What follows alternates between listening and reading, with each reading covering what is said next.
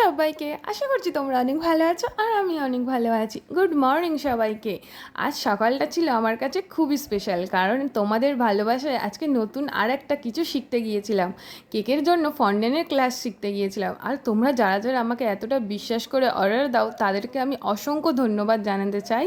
তো যাই হোক, ক্লাসটা আমি ভালোভাবেই কমপ্লিট করলাম, করে এখন চলে যাচ্ছি ডায়মন্ড হারবারে একটু বন্ধুদের সাথে আড্ডা মারতে।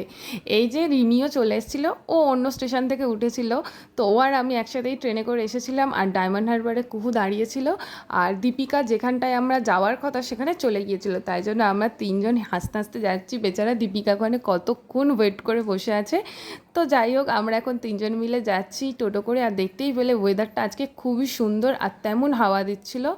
আর এখন আমরা চলে এসেছি কেল্লাতে, কারণ আমরা একটু ফটোশ্যুট করবো আর একটু ভিডিও বানাবো চারজন মিলে। তো অনেক মজা করলাম, আর দেখা হচ্ছে নেক্সট কোনো মিনি ব্লগে। টাটা।